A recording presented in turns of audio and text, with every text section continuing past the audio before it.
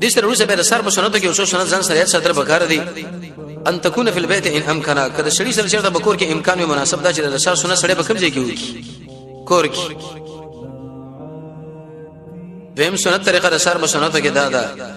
چې انسان به د سر د سنت کې د اذان په متصل حدیث بخاری کې راځي پر روایت د عبد الله بن عمر وی چې کله به اذان وشو نو نبی صلی الله علیه وسلم به متصل ودرېدو دسه بنو شره بڑا څنګه پروت وخت زیات ور به دوسو کومونه دریم سنت د سر په سنتو کې داري حدیث بخاری کې راځي چې د قرأت سره به کې نو ډېر مختصر به کوي عائشہ به فرمایي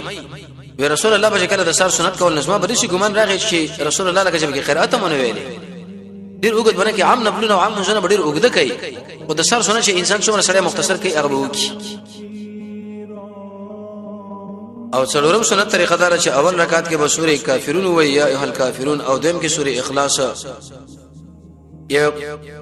قل آمنا بالله دا ویلا تر دې آیت پورې چې قل یا اهل الكتاب تعالوا الى كلمه سواء بيننا وبينكم چې کوم دی ویلي یا ربنا آمنا بما انزلت تر اخره پورې پنځم سنت طریقه به کېدار شکل سړی سنت وکینو دا په دې اړه باندې لیک سملی حدیث بخاری کې راځي نبی صلی الله علیه وسلم چې کله د سار سنت وکینو به دې کې اړه باندې سمله سو دا خبره سنت ته چې انسان به کور کې وکی ځکه سړی به سنت په کور کې وکی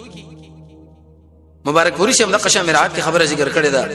او به د شی ویل دي چې راجح دقه خبره ده چې انسان پر اړه باندې سملی په طریقې استحباب کړه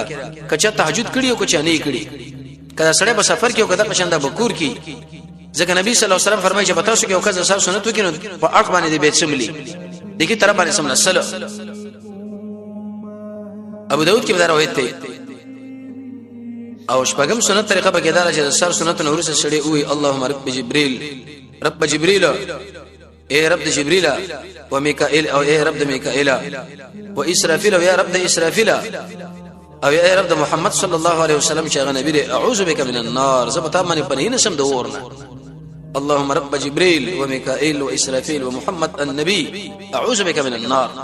دشه بسړې وي او دا دعا مستر ویږي چې اللهم اجعل في قلبي نورا وفي بصري نورا الله بس ما پر زړه کې مرنا پیدا کو دغه شزما پر سترګو کې اتم سنت طریقه به کې دا چې انسان بسل کړ الله نه بخنه غواړي سل کړ دغه دعا وای سبحان الله وبحمده ځکه دا انسان به درجه کې پر اخوال امرول به خاص کړ دغه موقع او کله چې انسان اقامت حالت او رجدي شنو به بل منځ نه کې بلکې په دې فرض کې مسله ځان را داخلي د څه منه کې چې الله باز خلکو په سنت باندې شروع کړي رسول الله فرمای چې کله اقامت شنو د فرض منځ را بده قبلي منځ باندې کېږي او به د سر سنت نور سره فرض نه مخې بل سنت طریقه به کې دارا چې یا حي یا قیوم لا اله الا انت کنز العمال کې روایت دی اگر که سندن ور باندې علماء کلام کړي دي چې انسان ولولي لا اله یا حي یا قیوم لا اله الا انت برېړه کې به الله ورته رڼا جوړه کې برابر لسم سنت طریقه به کې دارا یو لسم د فرض مذهب څخه متصل مې دي قضایي کولې شي